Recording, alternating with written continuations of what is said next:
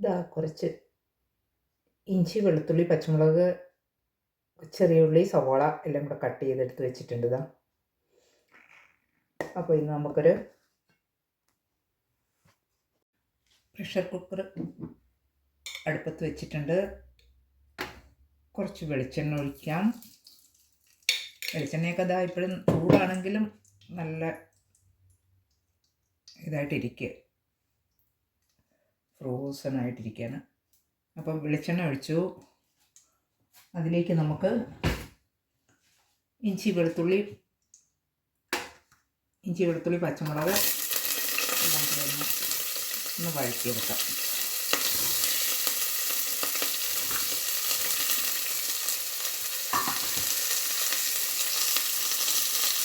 ഞാൻ എന്താ ഉണ്ടാക്കുന്നതെന്ന് പറഞ്ഞില്ലല്ലോ അല്ലേ. ഇന്ന് നമുക്ക് ചെറിയൊരു കപ്പ് ബിരിയാണി ഉണ്ടാക്കാമെന്ന് വിചാരിച്ചു. ഇതാ പച്ചമുളകും ഇഞ്ചി, വെളുത്തുള്ളി ഇതെല്ലാം ഒന്ന് ചെറുതായിട്ട് വഴന്ന് വന്നിട്ടുണ്ട്. ഇനി നമുക്ക് ആ സവോളയും കൂടി ഒന്നിട്ട് ഒന്ന് വഴറ്റിയെടുക്കാം. ഞാൻ 1 കിലോ ബീഫാണ് വാങ്ങിച്ചിരിക്കുന്നത്. അപ്പോൾ 1 പാക്കറ്റ് കപ്പയാണ് വാങ്ങിച്ചത്.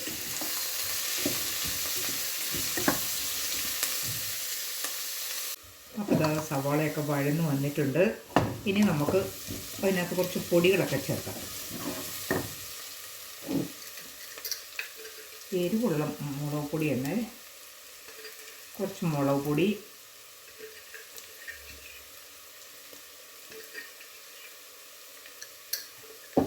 മല്ലിപ്പൊടി,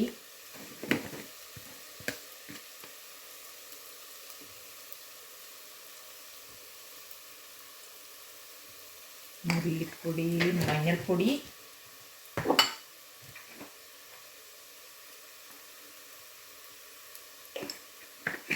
ഗരം മസാല,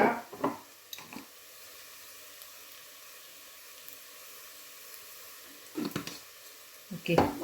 എന്നിട്ട് നമുക്കതെല്ലാം കൂടി ഒന്ന് മിക്സ് ചെയ്തെടുക്കാം.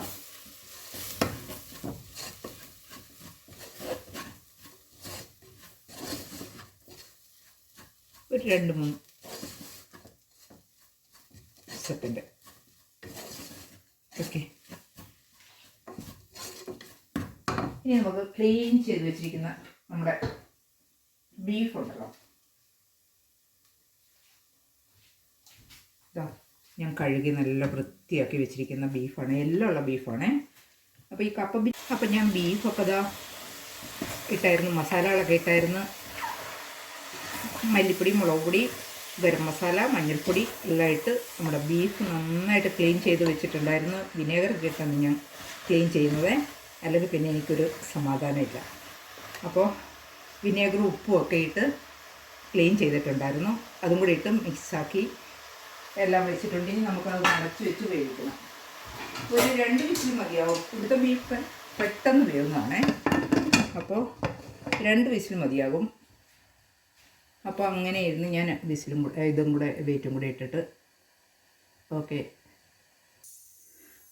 അപ്പോൾ നമ്മുടെ കപ്പയും ബീഫൊക്കെ വെന്ത് ആയിട്ടുണ്ട്. ഇനി നമുക്ക് അതിനൊന്ന് കടുക് കഴിക്കണം കേട്ടോ. ഇനി ഞാൻ പാൻ അടുപ്പ് വെച്ചു, കുറച്ച് വെളിച്ചെണ്ണ ഒഴിച്ചു.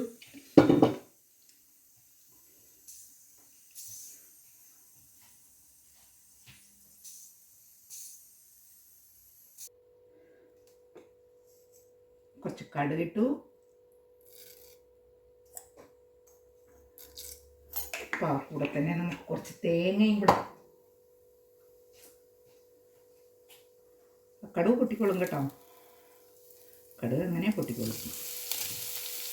കുറച്ച് തേങ്ങ, കറിവേപ്പില എല്ലാം കൂടെ ഇട്ട് നമുക്കൊന്ന് വറുത്തെടുക്കാം. ഓക്കെ. അപ്പോൾ നമ്മുടെ കപ്പയും ബീഫും എല്ലാം റെഡിയായിരിപ്പുണ്ട്. ഇനി അത് ഒന്ന് മിക്സ് ചെയ്തെടുക്കണം.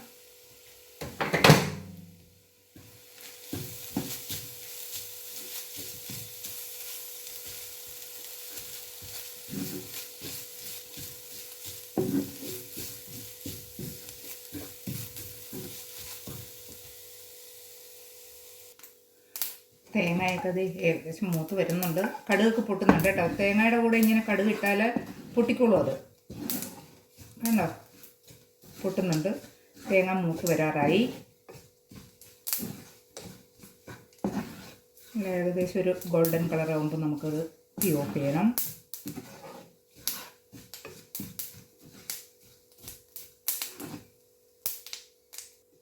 അപ്പോൾ തേങ്ങ മൂത്ത് വന്നിട്ടുണ്ട്, കടുകൊക്കെ പൊട്ടിയിട്ടുണ്ട്. ഇനി നമുക്കതങ്ങോട്ട് മാറ്റി വയ്ക്കാം. ഇനി നമ്മൾ കപ്പയല്ല മൂത്ത്. ആ കുക്കറിൻ്റെ അടുപ്പിൽ മിക്സ് വെള്ളം വേണമാണ്.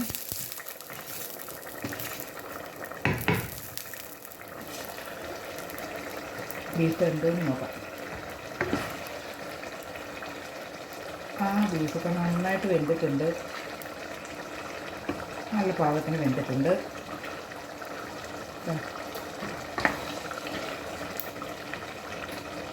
ഇനി നമുക്ക് കപ്പ ഇടാം. വേവിച്ച് വെച്ച കപ്പ ഇതിൻ്റെ മുകളിലേക്ക് ഇടാം. തലക്കാഴി ഓക്കെ ഓക്കെ കപ്പ ഇട്ടു. ഇനി നമുക്ക് ഈ തേങ്ങ വറുത്തതും കൂടെ അതിൻ്റെ മുകളിലേക്ക് ഇടാം.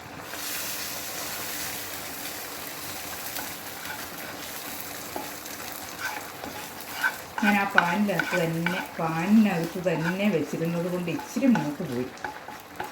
പാത്രം മാറ്റി വെക്കേണ്ടതായിരുന്നു. പിന്നെ ആ പാത്രം കഴുകണം. അതൊക്കെ ഒരു മടിയായത് കാരണം ഞാൻ ഇങ്ങനെ തന്നെ വെച്ചിരുന്നു. അപ്പോൾ അത് ഇച്ചിരി ഒന്ന് കളർ മാറി. എന്നാലും കുഴപ്പമില്ല. ഓക്കെ,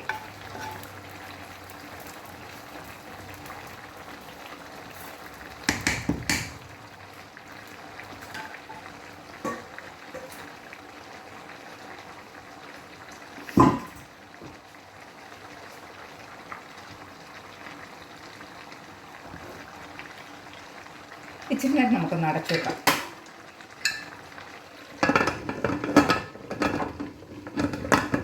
എന്നിട്ട് ഞാൻ കാണിക്കാം കേട്ടോ.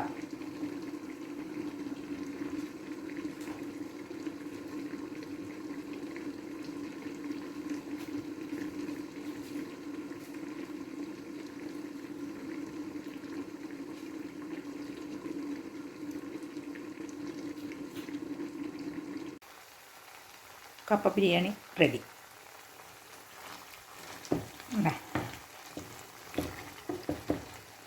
ഓക്കെ, അപ്പോൾ ഇനി കഴിക്കാമല്ലോ.